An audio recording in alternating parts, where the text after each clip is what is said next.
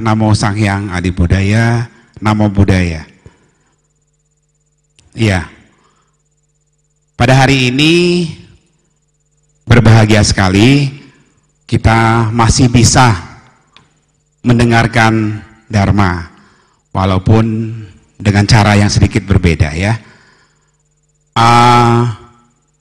Acara hari ini tadi sudah dijelaskan oleh panitia bahwa kita mengadakan siaran streaming.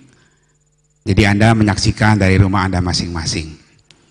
Terima kasih kepada Anda semua yang sudah follow dan menonton acara ini. Sharing Dharma melalui live ini ya. Ini yang pertama kali diadakan oleh Wihara Ekayana Arama dan juga Wihara Ekayana Serpong ya, untuk kita semua. Ya, salut buat teman-teman semua yang ada di sini, tim yang sudah bekerja keras untuk suksesnya kegiatan pada hari ini ya. Jadi pada pagi hari ini saya akan membawakan satu tema, yaitu melawan virus. Nah, virusnya virus apa? Namanya virus 3K. Ya, seperti apa kita akan bahas itu ya. Tapi saya ingin mulai dari ini dulu. Kenapa kegiatan pada pagi hari ini dilaksanakan secara live streaming seperti itu ya? Karena kita ikut aturan dan himbauan dari pemerintah yang mengharapkan untuk semua aktivitas kita sementara waktu 2-3 minggu ke depan diadakan sendiri-sendiri di rumah, termasuk rumah ibadah.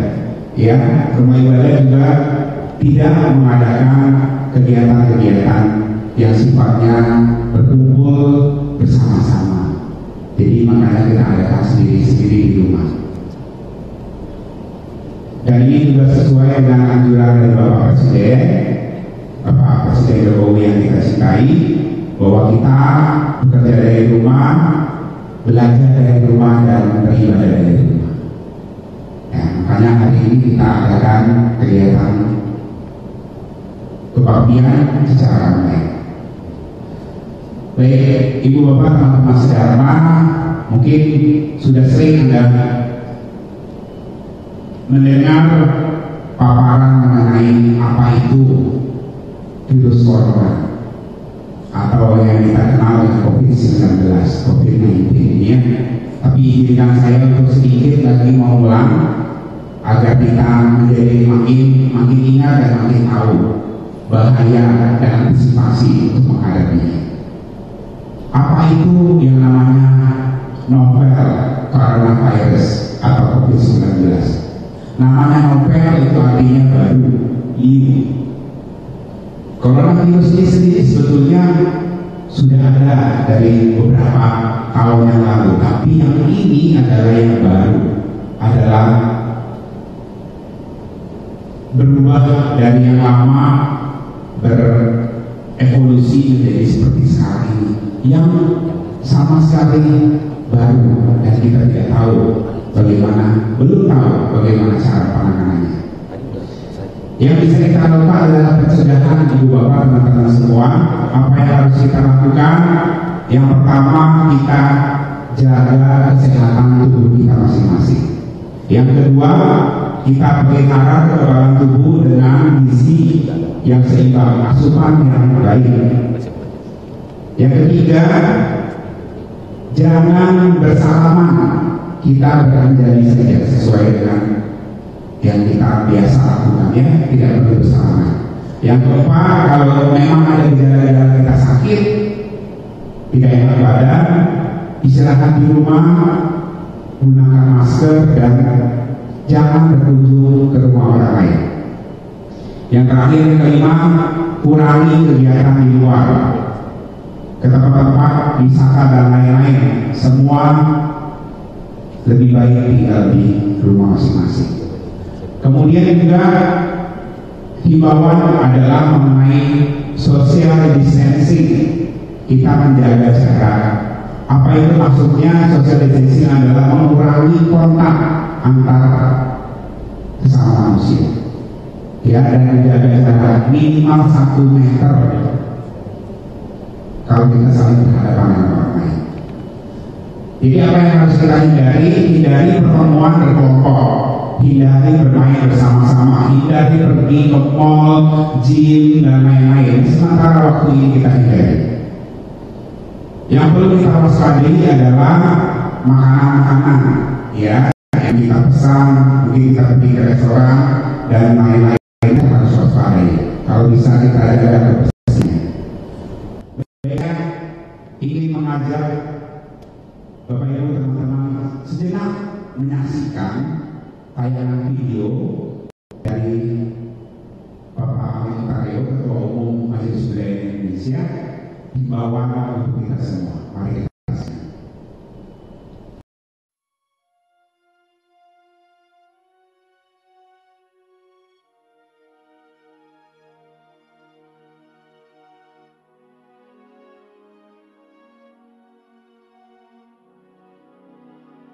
Namo Sanghyang Budaya, Namo Buddhaya. Bapak Ibu yang kami hormati, Kementerian Agama Republik Indonesia, Dirjen Bimas Buddha, dan Sangha Agung Indonesia telah mengeluarkan himbauan terkait pandemi global virus COVID-19 di Indonesia. Kita tidak perlu panik, kita harus bersatu, kita harus bekerja sama. Dan yang paling penting, tidak boleh hilang rasa kemanusiaan kita dengan turut membantu pemerintah yang saat ini sangat serius untuk menghadapi pandemi ini. Sebagai bagian dari warga negara Indonesia umumnya dan umat Buddha keluarga Budaya Indonesia khususnya, mari kita bersama-sama mencegah penyebaran virus COVID-19 ini dengan melakukan langkah-langkah sebagai berikut. 1. Kita tidak perlu panik dan tetap waspada, sambil terus memantau situasi yang terus berkembang melalui laman resmi pemerintah di www.covid19.go.id. 2. Turut berupaya bersama-sama mencegah penyebaran virus COVID-19 dengan mempraktekkan perilaku kebersihan dasar dan menjaga imunitas tubuh dengan pola hidup sehat serta melakukan penerapan pembatasan sosial atau social distancing.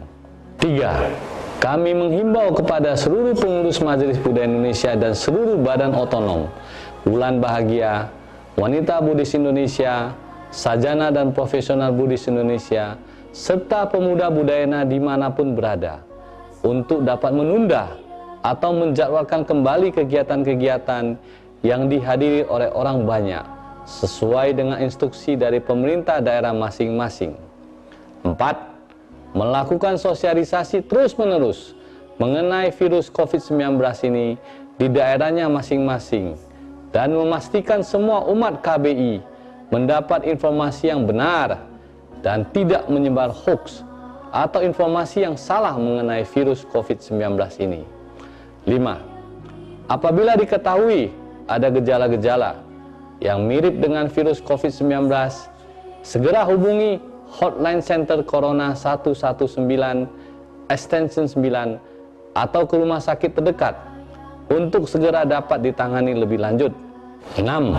Sesuai dengan himbauan dari Sangha Agung Indonesia, agar kita terus menghimpun kebajikan dengan mendaraskan atau memanjatkan Ratana Sutta atau Mahakaruna Dharani atau Mantra Tara secara perorangan di rumah setiap puja pagi dan puja petang. Dengan demikian, kita telah membantu dan berkontribusi mengurangi laju wabah virus COVID-19 melalui tindakan yang sederhana. Semoga pandemi ini segera berlalu dan dunia kembali normal dan sehat seperti sebelumnya. Semoga para pemimpin bangsa ini, para dokter, perawat dan tenaga medis dapat senantiasa mendapatkan kekuatan, kesehatan, dan diberkahi dalam mengatasi virus COVID-19 ini. Semoga kita semua terbebas dari penyakit dan terbebas dari mara bahaya. Sabe sata bawantu sitata, semoga semua makhluk berbahagia. Sadu, sadu, sadu.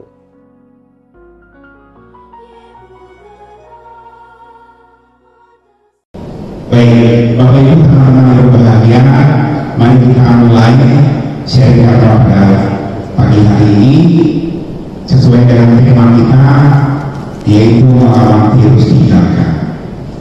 Virus IHK ini tidak kalah berbahayanya dengan virus corona COVID-19. Ya, kalau hari-hari belakangan ini pikiran kita, konsentrasi kita, perhatian kita semuanya mungkin tercurahkan karena wabah yang sekarang sudah menjadi pandemi ini. Tapi tidak kalah juga kita harus tetap ingat bahwa kita punya virus-virus aktif yang harus kita waspadai, yang saya sebut sebagai virus IHK. Ada 3 virus ini. Apakah yang pertama? Yang pertama itu adalah keserakahan, Ibu Bapak. Teman-teman semua, global atau keserakahan itu adalah virus yang pertama yang harus kita waspadai, yang ada di dalam hati kita masing-masing. Saya ingin mengajak Bapak Ibu sekalian untuk mungkin bernostalgia. Anda mungkin tahu gambar ini ya, Anda tahu ini apa? Ini adalah kartu Doraemon, ya. Kenapa saya mengajak Bapak Ibu untuk melihat ini? Mungkin Bapak Ibu masih ingat, ya, apa kata-kata di dalam lagu pembukaan dari Doraemon. Ya, mungkin Anda bisa masih ingat dan Anda tahu. Kata-katanya kurang lebih seperti ini ya. Aku ingin begini, aku ingin begitu. Ya, kalau lagunya aku ingin begini, aku ingin begitu. Ini itu banyak sekali. Semua dapat dikabulkan dengan kantong ajaib. Begitu ya, kurang lebih kata-katanya adalah seperti itu. Jadi secara tidak sadar mungkin Bapak Ibu kita sedari kecil sudah terekam di dalam kesadaran kita bahwa saya mau ini, saya mau itu. Banyak sekali keinginan kita. Kita ingin semuanya. Kita ingin mendapatkan apapun yang kita inginkan, yang kita mau. Ya, itu yang sering terjadi dalam diri kita. Kadang-kadang kita sendiri lupa mana yang namanya kebutuhan dan mana yang namanya keinginan. Saking banyaknya keinginan, seolah-olah semuanya kita jadi butuh. Ya, virus keserakahan ini menggerogoti kita, membuat kita menjadi orang-orang yang serakah. Mahatma Gandhi, tokoh besar yang lahir di India, pernah berkata bahwa dunia ini memiliki kekayaan yang cukup untuk kebutuhan semua manusia, tetapi tidak cukup untuk memenuhi keserakahan manusia. Beda antara need dan greed, kebutuhan dan keserakahan.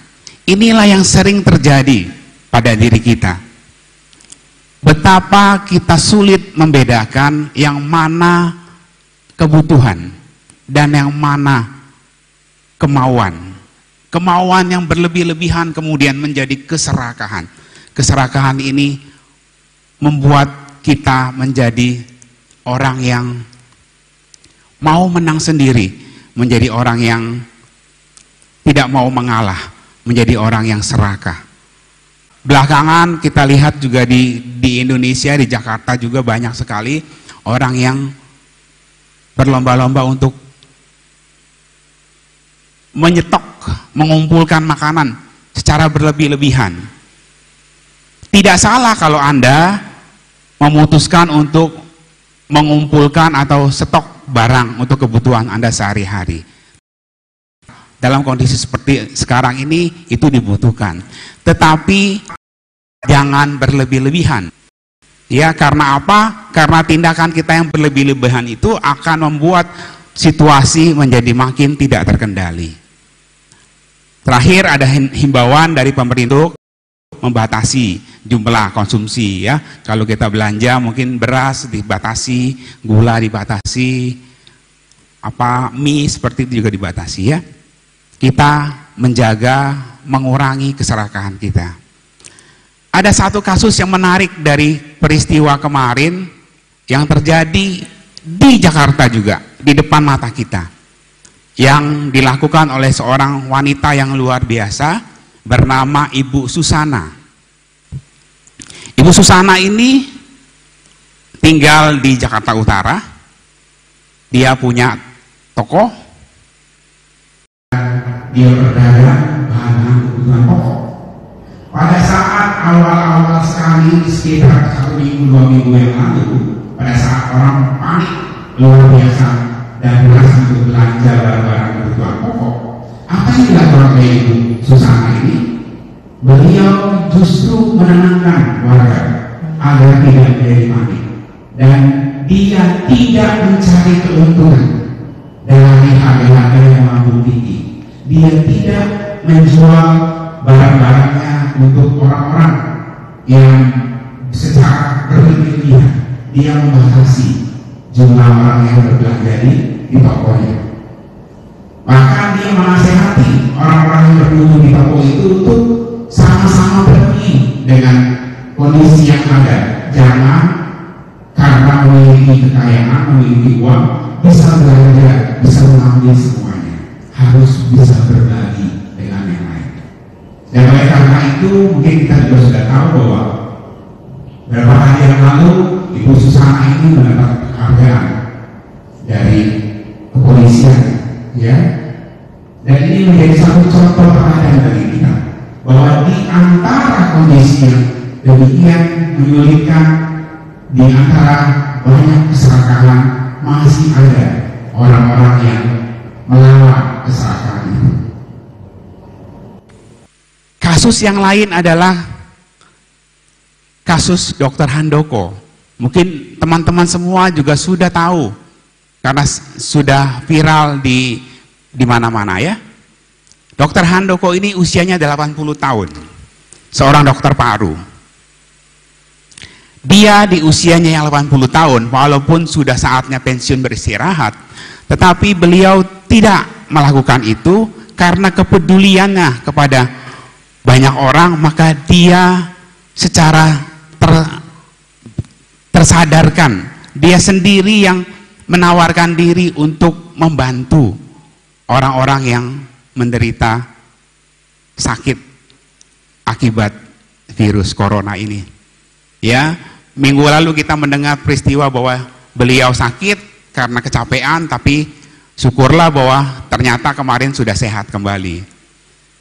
Walaupun demikian, kita juga mendengar ada peristiwa beberapa dokter-dokter, baru tadi saya membaca beritanya, ada juga yang meninggal dunia. Ya, ini semua karena pengorbanan, karena jiwa keterpanggilan mereka untuk membantu sesama. Jadi kita pun harus bisa belajar seperti mereka. Lawan keserakahan kita. Kita harus peduli terhadap orang-orang yang ada di sekitar kita. Ada satu kutipan yang baik sekali dari Biksuni Cheng-yen. Beliau mengatakan, kecilkan nafsu keserakahan kita hingga titik yang paling bawah, titik 0. Perbesar cinta kasih kita seluas-luasnya. Keserakahan diturunkan, cinta kasih diperbesar.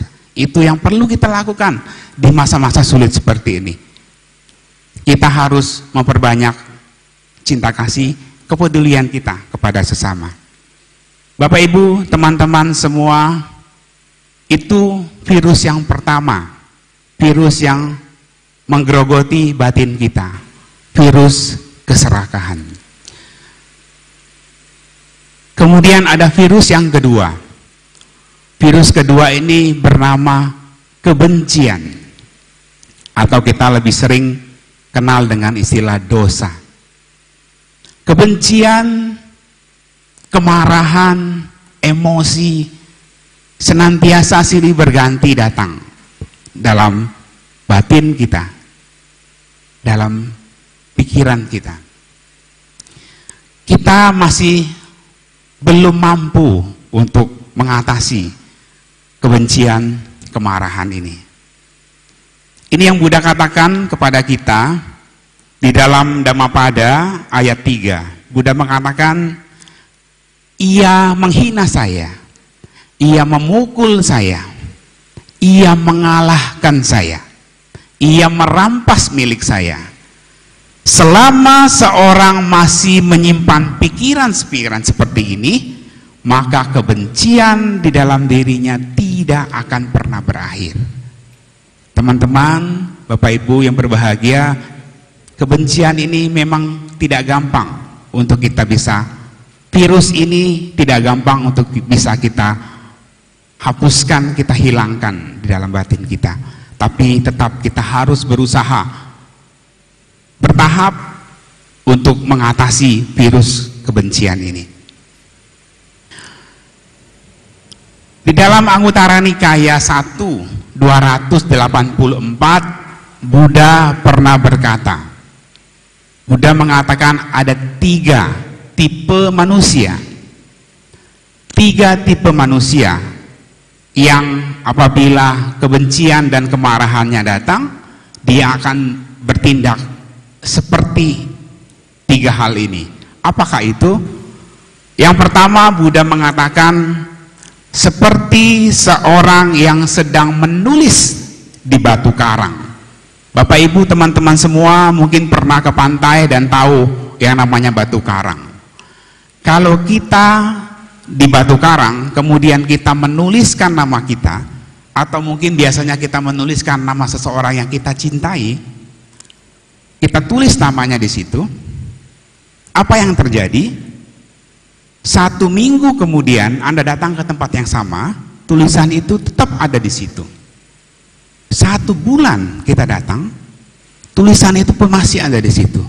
1 tahun, bahkan mungkin 5 tahun, 10 tahun, Anda kembali ke tempat yang sama, ke batu karang yang sama, di mana nama Anda diukir di batu karang itu, mungkin nama itu masih ada di situ.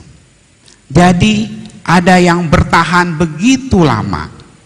Begitulah kata Buddha. Buddha mengibaratkan ada orang yang kemarahannya datang, kebenciannya datang, dan itu bertahan sangat lama, seperti sedang menulis di batu karang.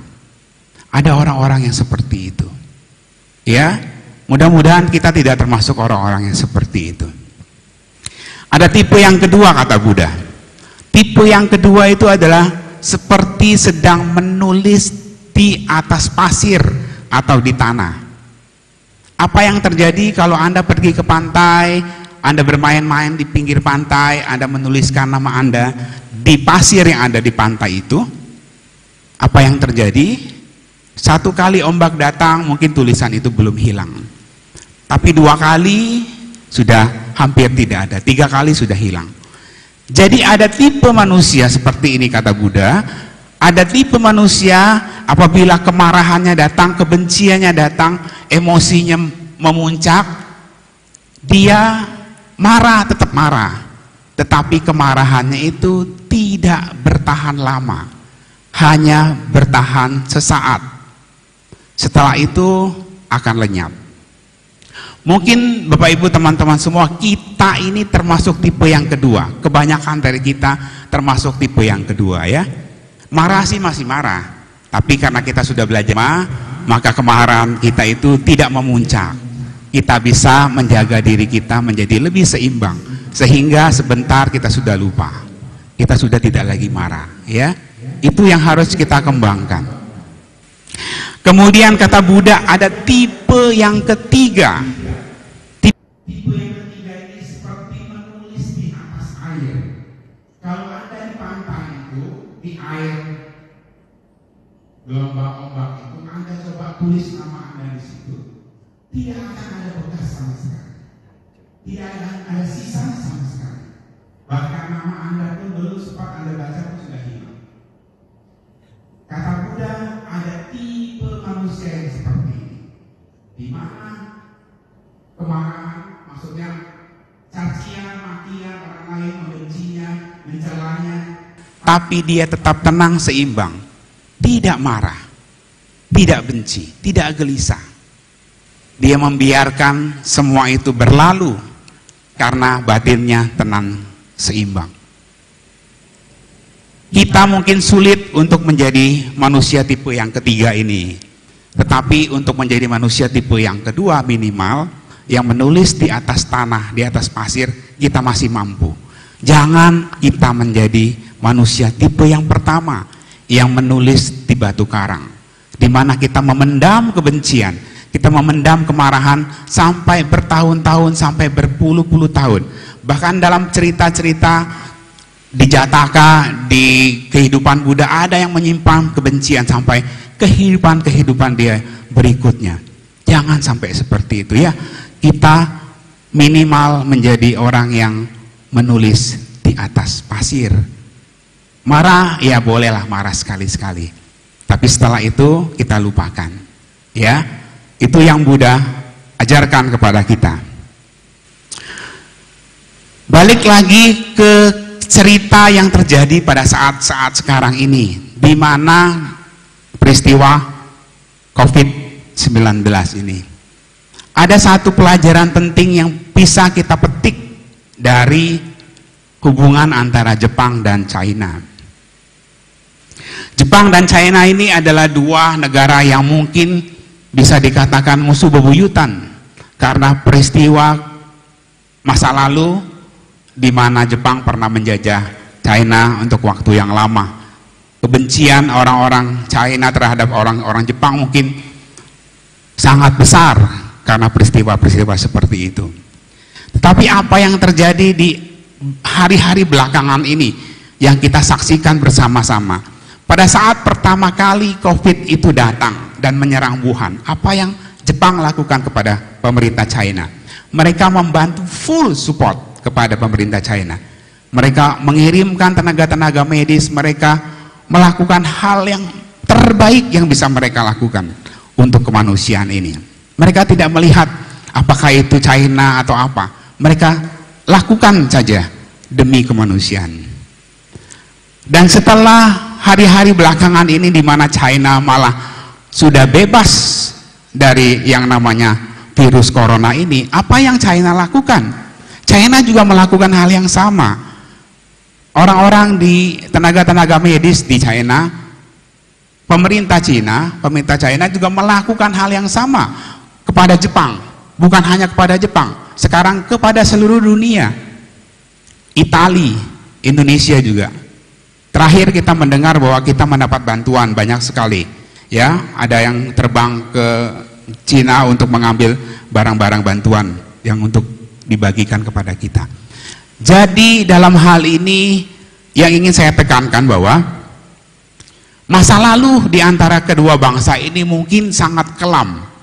Kebencian itu mungkin ada di hati masing-masing orang yang ada di situ. Tetapi mereka bisa melupakan itu. Mereka bisa menghilangkan itu. Mereka bisa melakukan kegiatan-kegiatan yang sifatnya kemanusiaan. Mereka membesarkan cinta kasih yang ada dalam diri mereka. Mereka menghidupkan cinta kasih itu. Mereka berbagi, membantu sesama yang mereka bisa. Ini yang perlu kita lakukan sebagai umat Buddha yang baik. Buddha mengatakan kebencian tidak akan bisa lenyap dibalas dengan kebencian. Kebencian tidak akan berakhir dibalas dengan kebencian. Kebencian hanya akan bisa berakhir, hanya bisa lenyap kalau dibalas dengan cinta kasih. Metta, maitri. Itu yang diajarkan oleh Buddha. Itu yang sering kita dengar sehari-hari. Hampir setiap hari kita mendengarkan istilah ini. Buddha selalu mengajarkan maitri, metta, cinta kasih. Tetapi Apakah itu sudah kita laksanakan dalam kehidupan kita sehari-hari? Dalam hari-hari sekarang ini, Maitri Metta itu penting sekali untuk kita jalankan. Mari kita kembangkan cinta kasih yang universal ini, tidak memandang bulu, tidak melihat siapa saja. Siapa yang perlu kita bantu, kita bantu. Itu yang perlu kita lakukan. Bapak Ibu, teman-teman semua, ada virus satu lagi yang namanya virus kebodohan. Virus kebodohan atau moha ini jauh lebih dahsyat dari kedua virus yang tadi. Virus kebodohan ini bisa menggerogoti akal sehat kita, membuat kita menjadi orang-orang yang buta karena kebodohan. Buddha mengatakan di dalam Dhammapada, mereka yang menganggap ketidakbenaran sebagai kebenaran dan kebenaran sebagai ketidakbenaran, maka mereka-mereka yang mempunyai pikiran keliru seperti ini tidak akan pernah bisa menyelami kebenaran. Bapak Ibu, teman-teman semua, kadang-kadang kita terkena virus kebodohan batin. Kita sering merasa apa yang kita lakukan itu sudah benar, ternyata keliru. Kita suka menyaksikan apa yang benar, bahkan kita melakukan hal-hal yang berlawanan dengan kebenaran. Moha, berdasarkan kamus yang saya baca, artinya adalah faktor mental yang timbul dari perhatian dan pemahaman yang tidak tepat, yang membuat pikiran kita menjadi tidak tentram dan tidak terkendali. Perhatian dan pemahaman yang tidak tepat, dalam hal ini yang sering terjadi di hari-hari belakangan ini adalah kita sering sekali melihat atau mendengar banyak orang-orang, mungkin juga di dalam media sosial kita, melalui WA kita, pergi kemana-mana, kemudian mereka berkata, Buddha kan bilang kalau bukan karma kita tidak akan terjadi. Itu yang sering kita dengar, bukan? Itu termasuk salah satu pemahaman yang keliru. Karma di sini bukan sesuatu yang given, bukan sesuatu yang diberikan. Karma itu adalah perbuatan, Ibu Bapak, teman-teman sedharma. Karma itu aktif. Karma itu apa yang kita lakukan sekarang itu mempengaruhi hasil yang akan kita dapatkan. Dan karma itu butuh kondisi untuk berbuah. Kalau kita menciptakan kondisinya, maka karma itu akan muncul. Kalau kita tidak menciptakan kondisinya, karma itu tidak muncul. Jadi di hari-hari belakangan ini, jangan kita dengan keliru salah paham terhadap istilah karma itu. Betul, Buddha memang mengatakan bahwa tidak akan terjadi apapun pada dirimu yang bukan dari bagianmu. Betul. Tetapi tindakan kita yang tidak peduli, yang suka-suka, itu termasuk adalah karma yang kita ciptakan, yang akan menghasilkan buah yang merugikan kita sendiri. Jadi tolong Bapak Ibu teman-teman semua, himbauan untuk menjaga jarak, himbauan untuk tidak pergi ke tempat kerumunan, itu kita patuhi, kita jalani. Karena itu kita menciptakan kondisi untuk karma kita berbuah. Jangan sekali-kali kita bermain-main dengan karma kita. Kita tidak pernah tahu apa yang pernah kita tanam di dalam kehidupan yang lampau. Jangan kita ciptakan kondisi untuk karma-karma buruk kita itu untuk berbuah.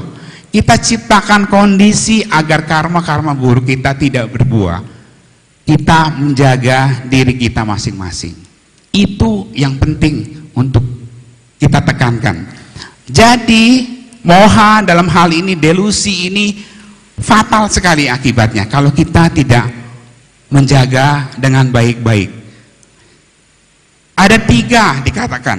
ada 3 delusi utama, 3 moha utama, yaitu ketidakpedulian, ignorant, keinginan yang melekat, dan kemarahan. Jadi keserakahan tadi, keinginan yang melekat itu pun bagian dari kebodohan, munculnya dari kebodohan. Kemarahan, kebencian tadi itu pun munculnya dari mana? Dari kebodohan juga. Jadi virus yang namanya kebodohan ini jauh lebih berbahaya dibanding kedua virus yang tadi, karena dia memunculkan kedua virus yang tadi, kebodohan. Bagaimana kita melawan kebodohan? Buddha mengajarkan kita untuk melawannya melalui kebijaksanaan. Di dalam Patama Dhamma dikatakan bahwa moha atau kebodohan dan panya atau prajna, kebijaksanaan, itu saling berdiri sendiri. Maksudnya ketika moha muncul, maka prajna tidak muncul. Dan ketika prajna atau kebijaksanaan itu timbul, maka moha akan pergi. Karena mereka saling berlawanan. Untuk melawan kebodohan, kita harus tingkatkan kebijaksanaan. Kebijaksanaan munculnya dari mana? Banyak hal. Anda bisa belajar dari orang-orang yang Anda anggap lebih terampil, lebih pintar, atau Anda banyak membaca buku-buku Dharma, atau Anda bisa melakukan hal-hal yang lain yang positif-positif. Tapi yang paling penting di antara semua itu, teman-teman, di antara semua itu yang paling penting adalah kebijaksanaan yang timbul dari diri Anda sendiri. Memahami diri sendiri itu adalah awal dari semua kebijaksanaan, kata bapak filsafat kita yang terkenal, Aristoteles. Awal dari semua kebijaksanaan itu adalah mengenal diri Anda sendiri. Belajarlah untuk mengenal diri Anda sendiri. Itulah awal dari kebijaksanaan. Kalau orang sering bilang bijaksana, tidak akan bisa kita lakukan, tidak bisa kita dapatkan tanpa bijaksini. Bijaksana, bijaksini. Mulailah dari diri Anda sendiri, diri kita masing-masing. Buddha itu sendiri artinya adalah kesadaran. Dengan kebijaksanaan kita harus memakitkan kesadaran, kebudahan yang ada di dalam diri kita, kesadaran terhadap tubuh kita, terhadap juga pikiran atau batin kita, karena tubuh dan batin ini saling berhubungan. Bapak Ibu teman-teman yang berbahagia, kesadaran untuk menyadari apa yang terjadi dalam batin kita dan di dalam fisik kita. Kalau hari-hari belakangan ini mungkin dengan kondisi seperti sekarang ini Anda merasa Anda sedang tidak fit, tidak sehat, tolong segera cek kesehatan Anda, istirahat yang banyak, jangan pergi kemana-mana, tinggal stay at home, tinggallah di rumah. Bapak Ibu teman-teman yang berbahagia, ini ketiga virus yang ingin saya sampaikan kepada Bapak Ibu semua, teman-teman semua, bahwa di dalam batin kita ada virus 3K yang sangat berbahaya. Yang pertama tadi adalah keserakahan, yang kedua adalah kebencian, dan yang ketiga adalah kebodohan. Buddha mengatakan di dalam Digha Nikaya 3, 275, Buddha mengatakan bahwa semua makhluk terlahir di alam peta dan di alam asura karena keserakahan. Semua makhluk terlahir di alam neraka karena kebencian, dan semua makhluk terlahir di alam binatang karena kebodohan. Jadi keserakahan, kemarahan, kebencian, dan kebodohan ini membuat kita menderita, terlahir di alam-alam menderita. Jadi Bapak Ibu teman-teman semua, kalau kita ingin terlahir di alam-alam bahagia, kalau kita ingin lahir di alam-alam surga, kalau kita ingin bertemu dengan para bodhisattva, para Buddha, ingin mencapai nirwana, ketiga virus ini harus kita lawan. Harus kita lawan. Ini mungkin slide terakhir. Bagaimana cara melawan virus itu? 3 sifat yang meracuni batin kita, keserakahan, kebencian, dan kebodohan ini dilawan dengan banyak-banyak berdana, bermurah hati. Keserakahan kita lawan dengan kemurah hatian, banyak-banyak berdana, banyak-banyak melepaskan ego kita. Kebencian kita lawan dengan cinta kasih, welas asih. Dan kebodohan dilawan dengan kebijaksanaan.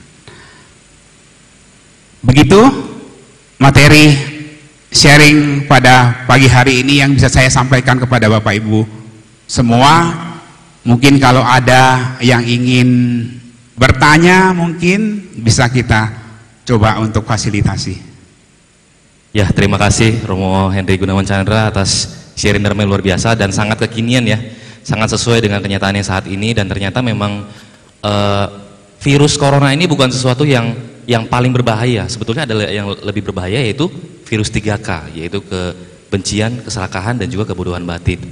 Ya, jadi tadi juga saya sudah sampaikan bahwa Bapak Ibu sekalian bisa menyampaikan pertanyaan melalui komen dari aplikasi masing-masing. Ini ada beberapa yang masuk di YouTube ya. Ini ada satu sih lebih ke pernyataan sih Romo. Jadi mungkin minta pendapatnya Romo mengenai pernyataan ini. Ini William Halim namanya. William ini ngomong, terkadang kesalahan menjadi sebuah kelaziman sehingga kebenaran menjadi abu-abu, dan pada akhirnya kesalahan menjadi sebuah kebenaran yang baru. Jadi maksudnya kesalahan yang orang-orang lakukan itu yang berulang-ulang kayak menjadi sesuatu yang common, yang umum, jadi dianggap itu sebagai kebenaran, padahal itu sesuatu yang salah. Gimana komentarnya Romo? Ya itu tadi, ini yang tadi disebut sebagai virus kebodohan tadi ya. Kebodohan itu karena persepsi kita yang keliru terhadap sesuatu hal. Memang sering terjadi seperti itu, seperti yang dikatakan tadi, bahwa kadang-kadang kita melakukan sesuatu yang keliru, kemudian kemudian kita lakukan lagi, biasa-biasa aja, lakukan lagi, lama-lama kita merasa udah bener, nggak salah. Itu yang terjadi. Itu yang seperti saya bilang tadi, bahwa kita kadang-kadang sering terjebak dengan istilah bahwa kami atau saya mewarisi karma saya sendiri. Buddha mengatakan tidak akan terjadi apa-apa padamu kalau bukan karmamu. Jadi saya bebas-bebas aja. Kalau nggak ada karma saya, ya saya pasti tidak akan celaka, saya pasti tidak akan kena virus dan lain-lain. Ya seperti sama aja kalau kita bilang itu keyakinan yang membuta namanya, keyakinan membabi buta. Jadi kita misalnya kalau kita percaya bahwa kita pasti tidak akan kenapa-kenapa, coba aja. Kalau sekarang sih jalanan sepi ya. Kalau lagi jalanan rame, coba aja Anda nyebrang sembarangan, pasti ditabrak mobil.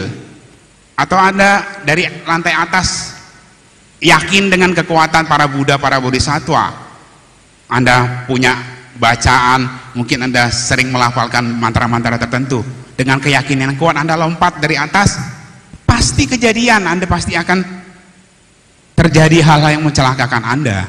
Walaupun mungkin tidak sampai meninggal, tapi minimal Anda menjadi cacat atau seperti itulah ya.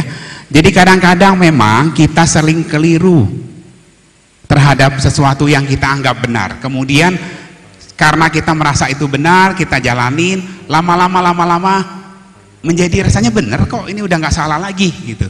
Nah ini yang Buddha katakan kepada kita, untuk kita munculkan kebijaksanaan.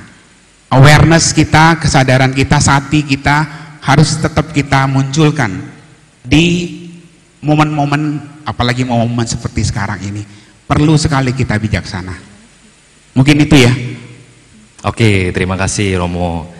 Ini ada satu lagi pertanyaan dari Linda Wimelda ya. Nama budaya Romo Henry, saya ingin tanya, jika kita sudah menjaga kondisi untuk karma itu tidak berbuah, ya, tapi karmanya tetap berbuah, apakah kondisi yang kita jaga itu salah? Oh, oke. Baik. Jadi seperti saya sampaikan tadi bahwa karma itu butuh kondisi untuk berbuah. Nah, seperti tadi juga saya sudah sampaikan, permasalahannya kita tidak pernah tahu apa yang sudah kita tanam di dalam kehidupan kita yang lampau. Jadi walaupun kita sudah menciptakan kondisi yang baik sekalipun, masih ada kemungkinan untuk karma buruk kita berbuah. Apalagi kalau kita sama sekali abai, apalagi kalau kita dengan sengaja menciptakan kondisi-kondisi yang tidak baik untuk bisa berbuah. Jadi memang kadang-kadang orang sudah melakukan hal-hal yang baik, sudah mencoba untuk menciptakan kondisi yang baik, tapi tetap aja ada karma-karma buruk yang sangat kuat yang menyebabkan orang itu kena. Itu yang sudah menjaga, apalagi kalau kita abai, kita asal-asalan, kita tidak menjaga, tidak menciptakan kondisi. Kalau kita dengan sengaja menciptakan kondisi yang tidak baik, maka karma itu dengan sangat mudah untuk berbuah. Seperti itu. Terima kasih. Terima kasih Romo Henry. Ada satu lagi ini pertanyaan yang menarik menurut saya, dan saya juga sempat bertanya-tanya mengenai ini ya. Ini dari Ascendensi 911. Nama budaya Romo, kalau virus corona atau mungkin virus secara umum ya, itu apakah bisa disebut sebagai makhluk hidup? Kalau iya, mereka tuh di alam yang mana? Dan karma apa yang menyebabkan mereka itu bisa muncul? Terima kasih. Baik. Di dalam terminologi Buddhis kita mengenal makhluk hidup dan kita mengenal yang namanya benda hidup. Yang namanya makhluk hidup itu yang memiliki kesadaran. Ada winyana, ada kesadaran yang menyertainya. Seperti binatang misalnya ya, kita bilang itu makhluk hidup karena ada kesadaran di situ. Walaupun orang sering bilang itu binatang hanya berdasarkan insting, tapi tidak. Binatang punya kesadaran. Nah, kalau virus, bakteri ini nggak dikategorikan sebagai binatang. Seperti mungkin kalau kita kenal adalah tumbuh-tumbuhan. Tumbuh-tumbuhan itu tidak kita kategorikan sebagai binatang, makhluk hidup. Oleh karenanya kenapa banyak umat Buddha yang Mahayana, yang vegetarian boleh makan sayur-sayuran, karena sayur-sayuran itu bukan makhluk hidup, tidak memiliki kesadaran. Mereka adalah benda hidup, mereka tumbuh secara alami. Dipotong tumbuh lagi, dipotong tumbuh lagi, seperti itu. Jadi virus-virus ini tergolong benda-benda hidup yang memang ada, tapi mereka tidak memiliki kesadaran. Seperti itu, ya. Ya, mungkin ada orang-orang yang takut kalau virus itu dia golongkan sebagai makhluk hidup. Kalau kita kayak mandi, itu kan kita membersihkan virus, itu kesannya kayak kita membunuh. Berarti tidak seperti itu ya Romo ya? Iya betul. Jadi saya tekankan bahwa karena ini bukan makhluk hidup, jadi apa yang kita lakukan, membersih diri, cuci tangan, sering-sering melakukan itu ada yang semprot-semprot gitu ya, itu bukan pembunuhan, karena tidak ada makhluk hidup yang dibunuh, karena itu adalah benda hidup. Seperti kita makan sayur, kita makan bayam gitu, kita ambil, itu bukan pembunuhan, karena itu bukan makhluk hidup. Seperti itu ya. Oke Romo, kita masih ada waktu ya, mungkin 10 menit lagi. Jadi ini ada beberapa pertanyaan yang sebetulnya tidak tadi ada sih sempat disinggung oleh Romo tadi mengenai bagaimana kita bisa menumbuhkan kebijaksanaan tadi ya. Nah, ini pertanyaan dari Valencia sih, bagaimana kita menumbuhkan kebijaksanaan itu Romo dari dalam diri? Iya, tadi awareness, sati itu ya yang perlu kita munculkan. Bahasanya memang gampang, prakteknya nggak gampang. Maka dari itu perlu dilatih secara terus menerus. Bukan hanya sekali, harus continue.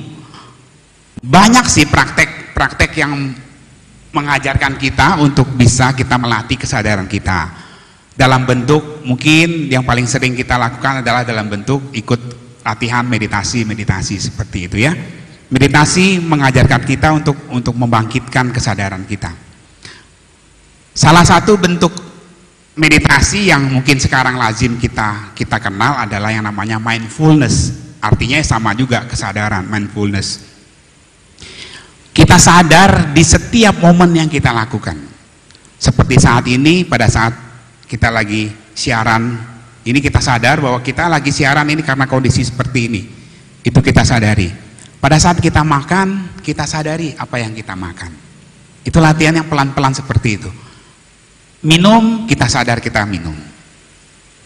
Jalan, kita sadar kita sedang jalan. Ya, dengan melakukan hal-hal yang ringan-ringan seperti itu bisa membangkitkan kesadaran kita. Dan kalau kesadaran ini makin lama makin kita latih, itu muncul kebijaksanaan dalam diri, seperti itu ya. Jadi kebijaksanaan tadi saya sampaikan banyak caranya. Ya, selain dari diri Anda bisa bertanya, Anda bisa mendapatkan informasi dari luar. Dengan banyak membaca buku, banyak membaca referensi, Anda semakin cerdas, pengetahuan Anda semakin oke. Tapi yang di dalam diri Anda itu yang jauh lebih penting. Kesadaran di dalam diri Anda munculkan dengan cara seperti tadi. Dengan cara melatihnya sedikit demi sedikit, lama-lama makin berkembang, sehingga Anda menjadi makin bijaksana. Seperti itu ya. Terima kasih Romo. Masih ada waktu ya, kita lanjut lagi. Ini ada pertanyaan dari Hao Kun So. Maaf ya kalau salah baca ya namanya ya. Jadi pertanyaan nama budaya Romo. Nama budaya. Mohon tanya, kalau manusia itu serakah, bodoh dan penuh kebencian, dia tuh akan terlahir di mana? Oh iya. Oke, tadi di slide terakhir sempat saya tayangkan bahwa kekuatan keserakahan membuat orang itu lahir. Ini ya, ada slide-nya ya, mungkin bisa saya balikin lagi ya. Di alam-alam peta itu hantu yang mungkin sering kita pas acara-acara, mungkin sebentar lagi ya, di Ikeyana juga merayakan itu, melakukan upacara pelimpahan jasa untuk para hantu-hantu kelaparan seperti itu ya. Jadi kalau keserakahannya kuat, maka lahir di alam peta dan alam asyura. Kalau kebencian yang kuat, lahirnya di alam neraka. Dan kalau kebodohan yang kuat, lahirnya di alam binatang. Jadi itu bahayanya dari virus ini, bahayanya dari kekotoran batin ini. Kalau itu muncul pada diri kita dan itu kuat, maka kita akan terlahir di alam-alam penderitaan. Seperti itu. Oke, terima kasih Romo. Ya waktunya sudah ini ya, sudah semakin siang. Jadi ini mungkin pertanyaan terakhir ya. Ini mungkin sebetulnya tidak nyambung dengan topik kita hari ini, tapi tidak apa-apa, kita coba tanyakan ke Romo. Jadi ini dari Augustio Davin. Saya ingin bertanya, mengapa manusia itu selalu terbawa nafsu yang tidak orang inginkan? Nafsu yang dia inginkan sendiri, tapi orang tidak inginkan. Mungkin seperti itu ya, yang saya tangkap. Oke. Ya intinya, kenapa manusia itu sering bisa terbawa oleh nafsu, keinginan dia sendiri gitu. Oke, tadi saya sudah sampaikan bahwa virus yang namanya kebodohan ini merasuki ke dua macam virus tadi ya. Virus kebodohan ini membuat kita menjadi serakah. Jadi keserakahan itu sendiri munculnya dari kesalahpahaman, kebodohan kita juga. Sehingga kita merasa bahwa kalau kita melakukan hal ini benar gitu loh. Bahwa kalau kita punya keinginan untuk menjadi banyak uang itu nggak masalah.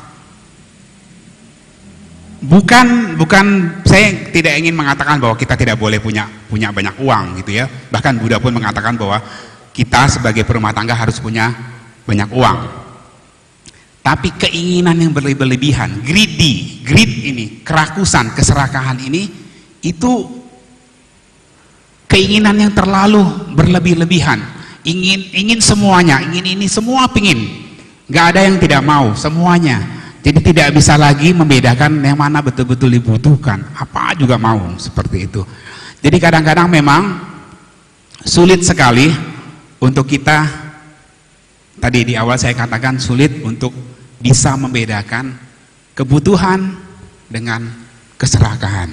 Tetapi kalau kesadaran diri kita munculkan, kebijaksanaan itu kita munculkan, pelan-pelan kita bisa tahu yang mana yang namanya keserakahan, yang mana yang betul-betul kebutuhan.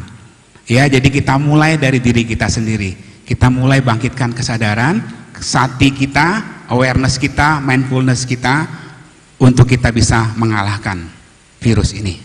Itu. Ya, terima kasih. terima kasih Romo Henry. Ya mungkin tepuk tangan dulu untuk Romo Henry ya. Ya di rumah Anda masing-masing bisa tepuk tangan untuk Romo Henry.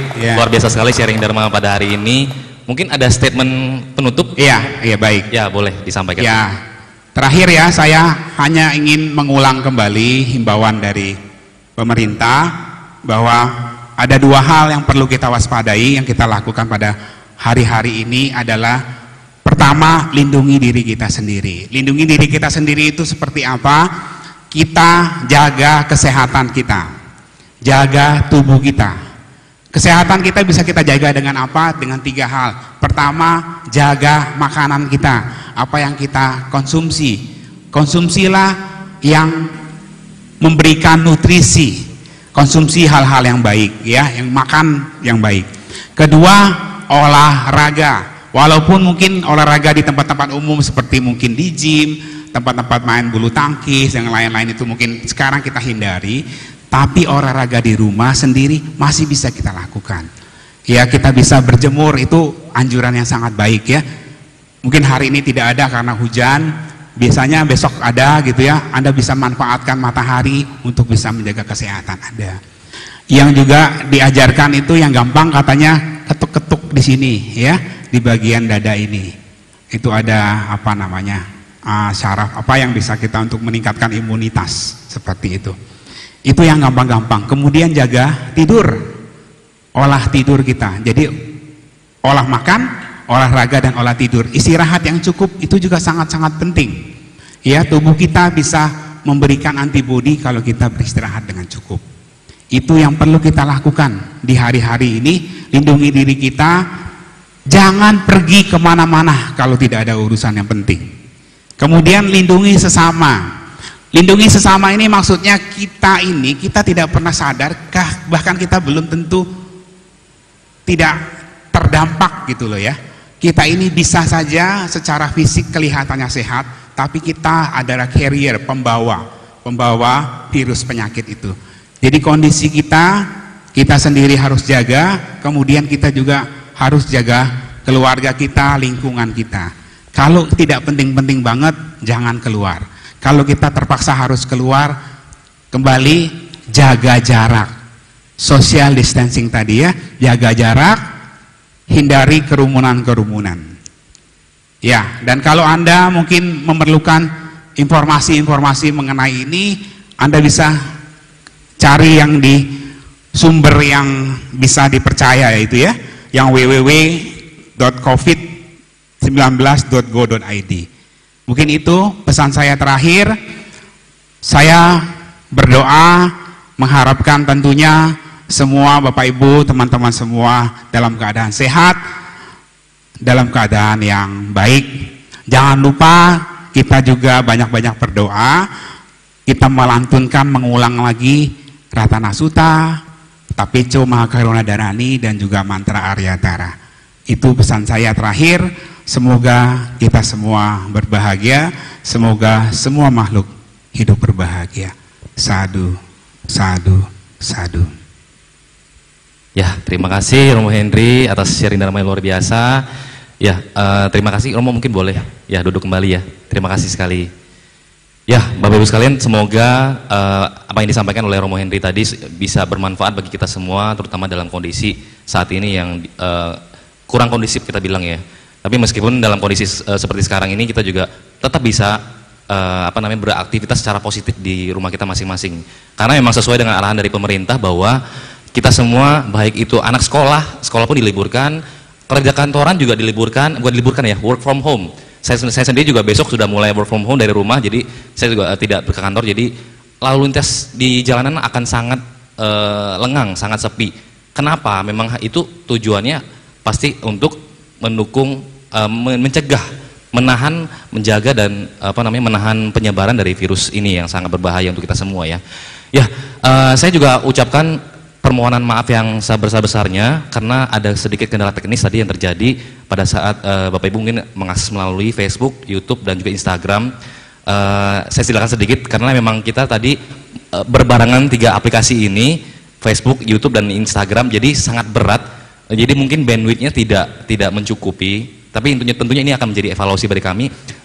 Jadi minggu depan supaya mudah-mudahan tidak terjadi lagi ya, dan supaya lebih lancar ya Bapak Ibu sekalian bisa mengikuti puja bakti ini dengan lebih nyaman gitu ya.